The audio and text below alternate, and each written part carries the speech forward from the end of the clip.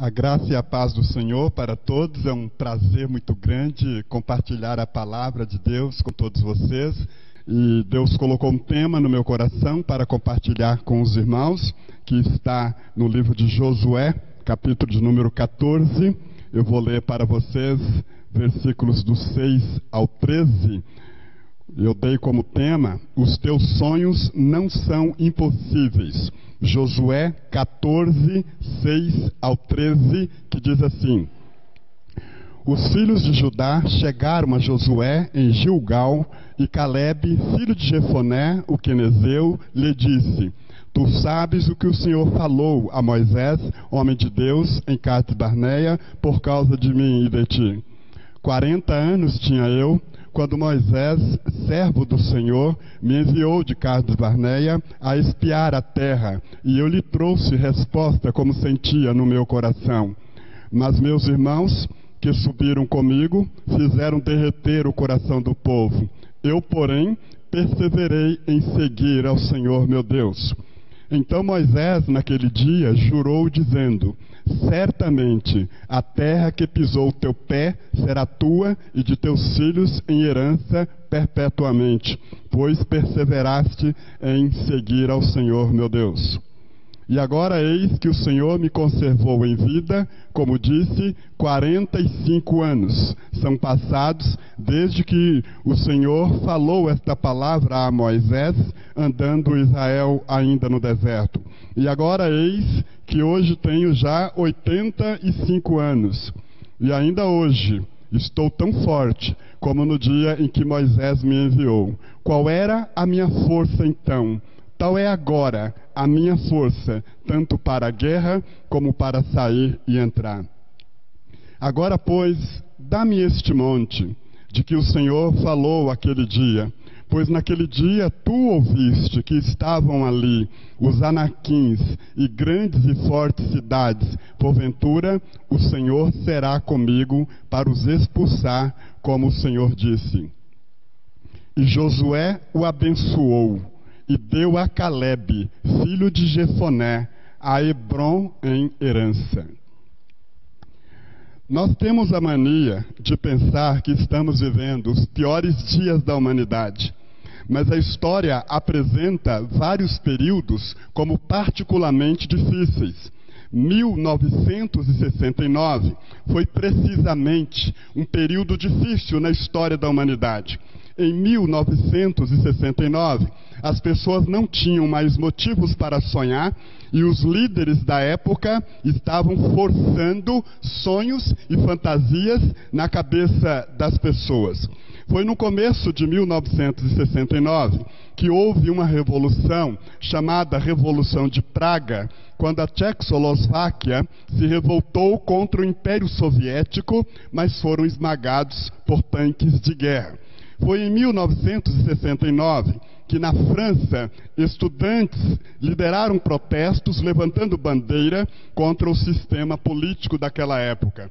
Em 1969, estava no auge o movimento hippie, movimento de jovens de classe média que abandonaram as suas famílias para morar nas ruas e em praças, protestando contra a estrutura social daquela época. Em 1969, uma das guerras mais sangrentas da humanidade estava no auge, a Guerra do Vietnã. 1969 foi o ano em que começou a entrar em vigor no Brasil o AI-5, Ato Institucional número 5, onde os militares instauraram com punhos de aço o seu regime de ditadura militar. Mas entre 1969 e 2020, correu muita história. E nós estamos aqui nesta noite, mais de 50 anos depois, dizendo que os regimes de ditadura militar de quase todo o mundo ruíram, fracassaram todos, caíram por terra. Em 2020, está fracassado o comunismo. Em 2020, não há mais hippies, as pessoas nem sabem mais o que é isso. Em 2020, não há mais ditadura militar, mas nós estamos vivendo, neste período de 2020, uma realidade absurda. Não há mais sonhos para serem sonhados. O sonho acabou. Esta foi a frase de um Beatle, John Lennon. Ele disse: o sonho acabou, e para ele acabou mesmo, pois um lunático, um louco, deu-lhe um tiro na cabeça e há muitos anos John Lennon já não é mais. Estamos no ano de 2020 sem heróis. O mundo hoje não tem heróis. Os heróis do futebol vivem dias de horror. Os heróis do mundo artístico no divã do psiquiatra. Os nossos heróis políticos acusados de corrupção. Cadê os nossos heróis? No mundo religioso, entre 1969 e 2020, correu muita história também. Megas igrejas do passado que impactaram o mundo, hoje estão trancadas dentro de 4 paredes, sem forças para sair e enfrentar a sociedade do mal. Estamos hoje sem causa para lutar, sem heróis que nos sejam modelos, sem sonhos para sonhar. A oração dos evangélicos em 1969, vocês sabem como era a oração? A oração dos evangélicos em 1969 era que Deus derrubasse a chamada cortina de ferro que impedia o evangelho de entrar nos países que faziam parte da cortina de ferro liderada pela União Soviética, que era composta por dezenas e dezenas de países que eram contra o evangelho. O evangelho não entrava nestes lugares. Não havia Bíblia lá, não havia igreja evangélica lá, não havia nenhum missionário, nenhum pastor pregando nesses lugares. E eram países tão numerosos que no mapa mundi faz parte, você olha no mapa mundi e parece uma janela que os missionários chamaram de países da janela 1040. Parece que forma uma janela 10 por 40. O evangelho não entrava neste lugar de jeito nenhum. Mas Deus derrubou com mão forte essa chamada cortina de ferro, e hoje o evangelho não somente é pregado na Rússia, mas nós temos a sociedade bíblica lá que fabrica Bíblia e distribui Bíblia para todas aquelas pessoas, não somente na Rússia, mas em vários países do Oriente Médio, como o Iraque, por exemplo. Temos muitas igrejas evangélicas lá, e Deus nos deu essa vitória. E hoje, em 2020, alguns perguntam: orar para quê? Se Deus já realizou grandes sonhos. Parece que nós não temos mais motivos para orar, não temos mais causa para lutar. Mas há um clima de perplexidade em nosso meio hoje. Há um clima de expectativa nas igrejas evangélicas, porque nós estamos precisando de heróis. Nós estamos precisando de modelos. Nós estamos precisando de rapazes e moças, homens e mulheres que sejam modelos para as nossas vidas. Precisamos de homens e mulheres que não queiram o aplauso dos homens, mas somente do Senhor. Precisamos de homens e mulheres que amem a humildade e fujam da propaganda. O servo de Deus é dependente da palavra de Deus e da oração. E o ídolo é dependente de propaganda. Nós precisamos de servos de Deus e não de ídolos. Precisamos de homens e mulheres que queiram ser conhecidos em apenas 2 lugares: no céu e no inferno. Serem amados no céu e serem odiados no inferno. Paulo era conhecido dos demônios do inferno. A este Jesus eu conheço, e a Paulo eu também conheço, disseram os demônios no livro de Atos. Eu creio que Deus permitiu esta pandemia, Deus permitiu este período para que a igreja evangélica brasileira fizesse uma auto-reflexão. O psicanalista da USP, Christian Ducker, afirma que a quarentena convidou muitos a uma experiência de reaproximação com o tamanho de si. E mostrou também que a gente pode decidir o que fazer com o que haviam feito de nós. Estamos precisando de homens e mulheres como Caleb, do texto que eu acabei de ler para vocês. Caleb era da tribo de Judá. O seu pai se chamava Jefoné. Ele foi um dos espias que Moisés enviou para espiar a terra prometida. Muitas pessoas conhecem a história.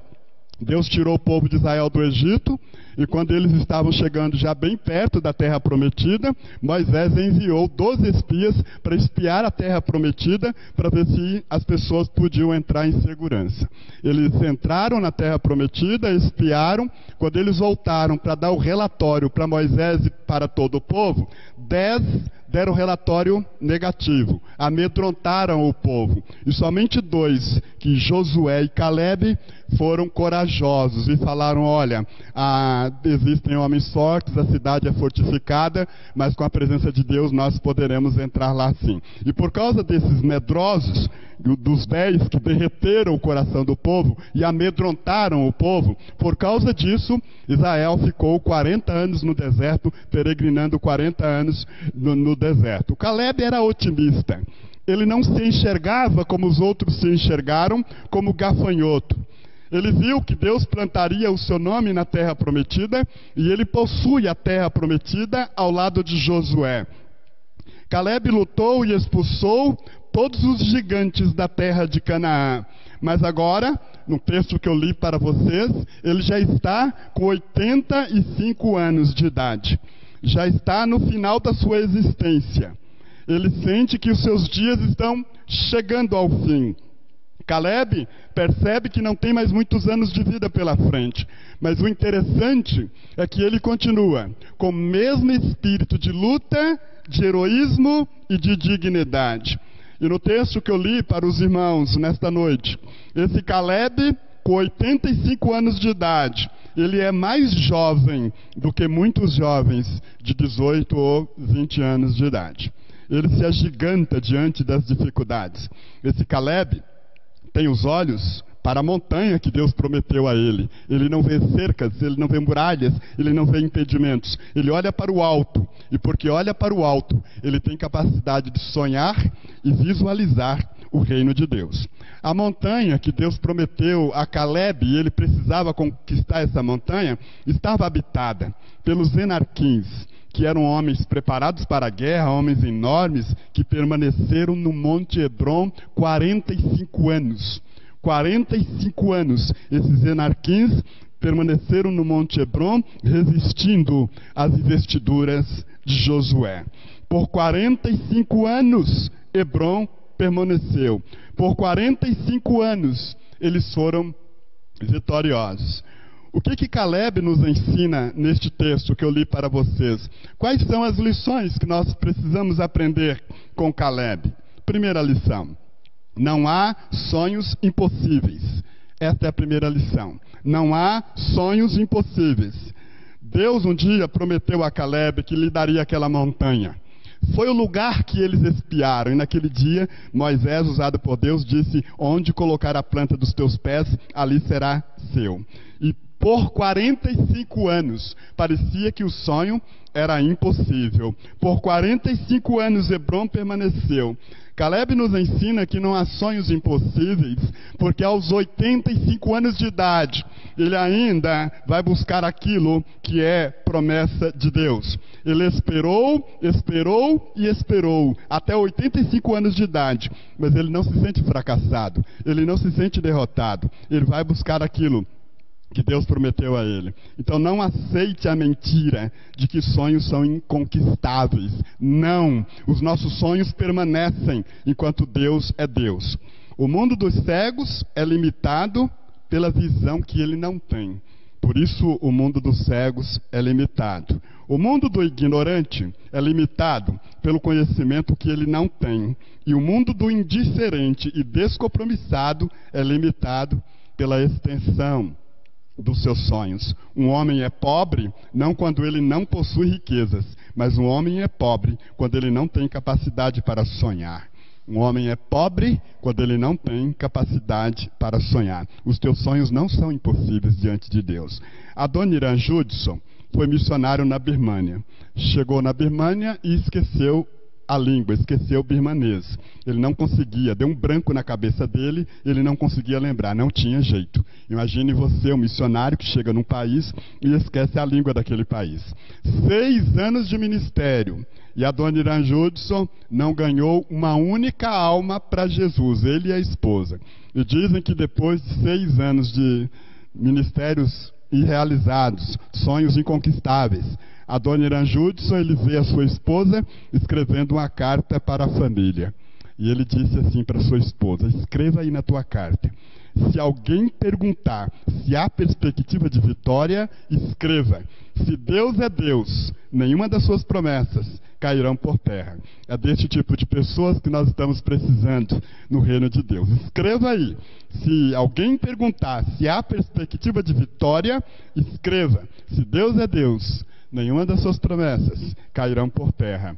Quando Adoniran Judson morreu, ele já havia traduzido toda a Bíblia para o birmanês, escreveu uma gramática em birmanês, ganhou mais de 7.000 pessoas para Jesus, mandou mais de 180 missionários da Birmânia para outros países da Ásia e fez com que a Birmânia inteira soubesse que Jesus Cristo é o Senhor daquele país. Sabe por quê? Porque ele não acreditava que sonhos são irrealizáveis, ele acreditava que o sonho é possível em Deus. Os nossos sonhos podem e vão acontecer. Basta que nós continuemos firmes na presença do Senhor. Em Hebreus, capítulo de número 11, é dedicado aos heróis da fé. Mas eu acho interessante este capítulo de Hebreus, que é dedicado aos heróis da fé, porque o autor de Hebreus divide o seu capítulo em 2 categorias de heróis. A primeira categoria foram os heróis que fizeram grandes coisas. Abriu o Mar Vermelho, destruiu as muralhas de Jericó, fez cair fogo do céu, com uma queixada de jumento venceu 1000 homens. É a primeira categoria de heróis. Mas a segunda categoria, eles são chamados de heróis, mas não conseguiram realizar nada. Algumas mulheres receberam esses heróis mortos, alguns de forma trágica, alguns cerrados ao meio. Eles foram chamados de heróis não porque fizeram grandes coisas, mas porque permaneceram fiéis e fiéis até o fim. Lutaram a vida inteira e não alcançaram a promessa, mas conseguiram ver essas promessas de longe e dizer: os nossos sonhos são possíveis em Deus. E para essa categoria de heróis, o autor de Hebreus termina dizendo que o mundo não era digno de tê-los aqui. Nossos sonhos não são impossíveis, nós é que nos acomodamos. Os sonhos não são impossíveis, nós é que somos egoístas. Os nossos sonhos não são impossíveis, nós é que não temos coragem de tentar. Precisamos ser como Caleb. Mesmo depois de tantos anos, ele acreditou que Deus ia realizar aquilo que havia prometido 45 anos passados. Se os meus sonhos não se realizarem nesta vida, eles são as sementes para a próxima geração tentar. George Miller foi um grande missionário também. Lutou a vida inteira pela causa de Cristo. Mas George Miller, ele tinha um sonho. E o sonho dele era ganhar os seus 3 irmãos para Cristo. Mas ele não conseguia.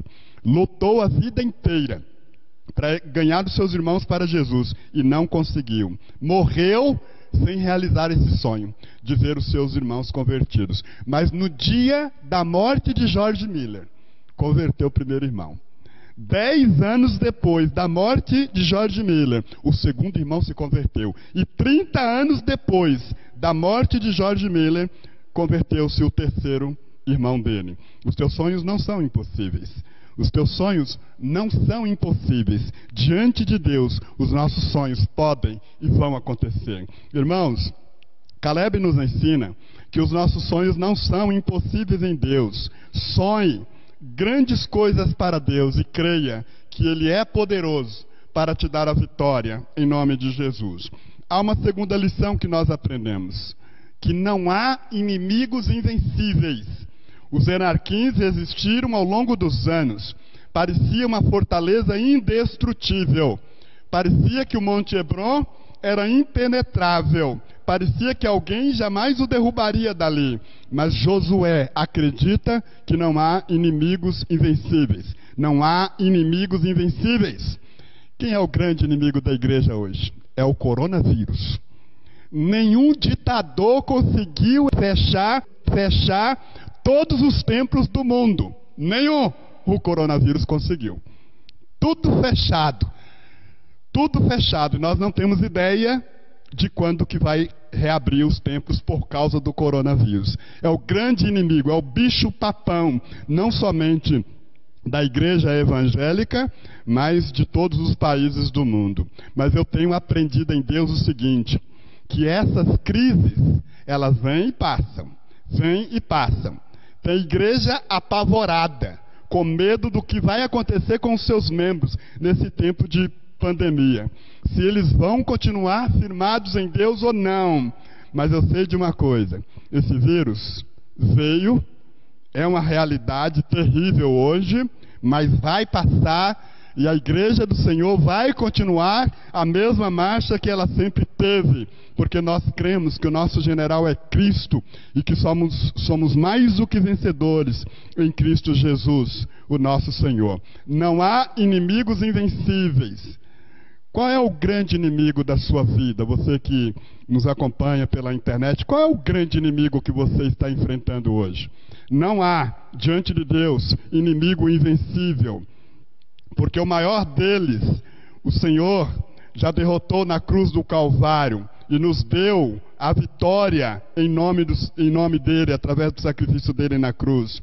No livro do Apocalipse, quando todas as coisas tiverem passados, a igreja do Senhor continua de pé, louvando e adorando o nome do Senhor. O último brado de vitória não pertence ao coronavírus. O último brado de vitória não pertence ao comunismo, não pertence ao capitalismo. O último brado de vitória pertence à igreja do Senhor Jesus. Uma igreja que tem nas suas mãos o poder da palavra de Deus, que tem no seu peito a unção do Espírito Santo, que tem nos seus lábios a palavra do testemunho.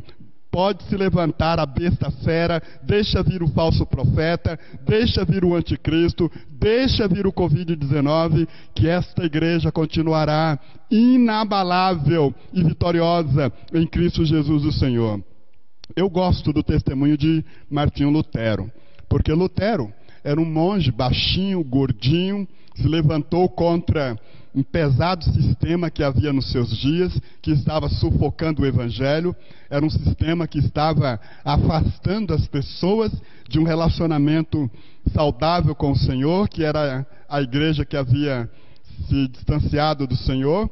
A igreja de Cristo havia se distanciado da verdade, abandonado a verdade, havia se esquecido dos ensinamentos de Cristo. Quem quisesse receber perdão de pecados tinha que pagar por perdão de pecados. Quem quisesse receber salvação tinha que pagar por salvação.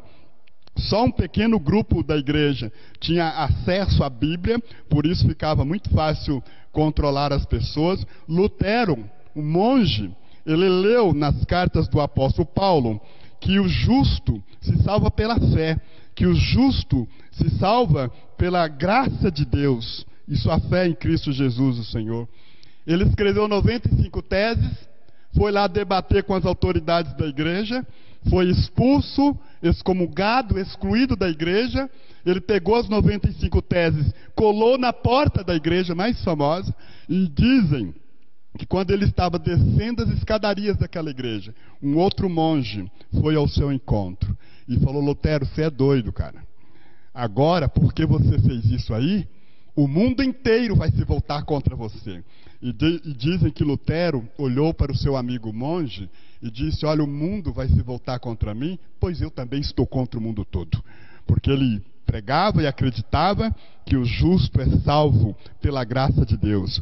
Um pastor da Igreja Batista negro, chamado Martin Luther King Jr., se levantou no sul dos Estados Unidos contra o mais pesado sistema racista dos seus dias. Foi negado a uma negra sentar no banco de um ônibus. Ela tinha que ir para o fundão. Mas ela disse: eu tenho dignidade e vou me sentar aqui. E começou a desencadear uma luta nos Estados Unidos contra o sistema racista norte-americano, liderado pelo pastor Martin Luther King Jr. Todos chegavam para ele e diziam: você não vai conseguir acabar com o racismo. Mas ele conseguiu fazer uma passeata até o centro da cidade mais importante do Alabama. As pessoas diziam o tempo todo: você não vai conseguir. Ele respondia sempre: os meus sonhos me dizem que eu vou conseguir. As pessoas falavam: o estado do Alabama é muito racista, o estado da Geórgia tem banheiro para branco e banheiro para negro. Como que você acha que vai conseguir mudar isso? Mas este pastor batista, Martin Luther King Jr., era o seu nome. Foi para o centro dos Estados Unidos, na cidade de Washington. E diante de uma plateia de mais de 100 mil pessoas, ele fez o seu mais famoso discurso, quando ele repetiu várias vezes: eu tenho um sonho. E o meu sonho, dizia ele, é que todos possam viver num país livre, sem ter a cor da sua pele, tipo de cabelo, nível cultural ou social avaliados. E hoje, nem a bala assassina de um homem que o matou em 1968 conseguiu calar a voz desse pastor. Hoje, o dia de nascimento de Martin Luther King Jr. é feriado nacional nos Estados Unidos. Essa série de protestos que nós acompanhamos lá é influência desse pastor que se levantou contra um pesado sistema nos seus dias. E nós precisamos aprender também essas lições, porque diante de Deus, nenhum inimigo é invencível. Diante de Deus, nenhum inimigo é invencível. Qualquer um cai, qualquer um tomba diante do que é divino, diante do que é poderoso. Em terceiro lugar, a luta mais gloriosa não é a que espera a vitória. A luta mais gloriosa é a que satisfaz os meus sonhos. Caleb, no versículo 12, na parte B, ele diz assim: porventura o Senhor será comigo para os expulsar, como ele disse. É como se ele dissesse assim: eu não quero aquela terra para mim, não. Eu quero ter a alegria de receber a promessa de Deus na minha vida. Eu não quero a terra só por ter. Eu quero ter a alegria de ver a promessa de Deus se cumprindo na minha vida. E a Bíblia diz no versículo 13, que nós lemos, que Josué o abençoou e deu a Caleb, o filho de Jefoné, o monte Hebron em herança, 45 anos depois. O que deve nos impulsionar não é o gosto da vitória. O que deve nos impulsionar é ver o reino de Deus sendo estabelecido, mesmo que a vitória não seja nossa. Bonhoeffer é pastor luterano. Ele mora em Nova York em 1939.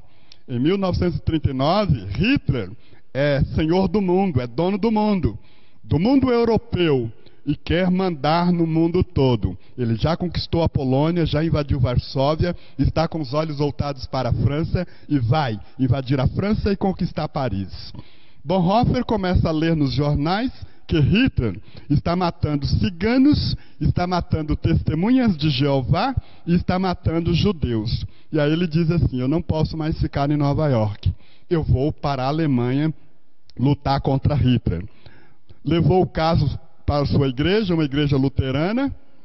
Sua igreja entrou em desespero, todos tentando convencer o pastor Bonhoeffer a não fazer isso.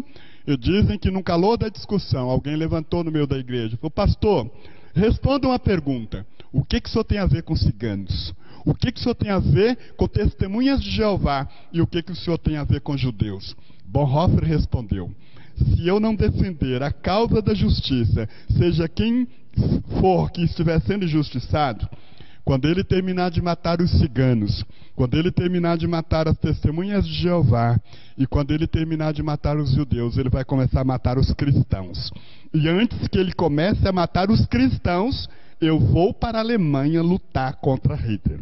Embarcou em um navio, saiu da segurança e do conforto de Nova York e foi para a Alemanha fazer oposição ostensiva a Hitler.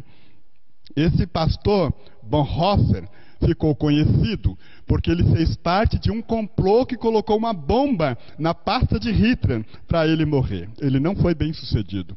Foi preso pelas tropas de Hitler, levado para o campo de concentração e eliminado. Mas a história não termina aí. Uma semana depois, e somente uma semana depois, a Alemanha foi invadida e Hitler tirou a sua própria vida, se suicidou.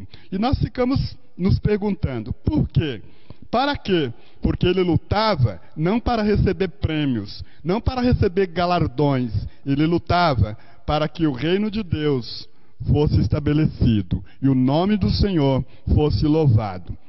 Já caminhando para a conclusão, nós precisamos de um grupo de pessoas na igreja evangélica brasileira que esteja disposto a abrir mão de tudo pela causa de Cristo.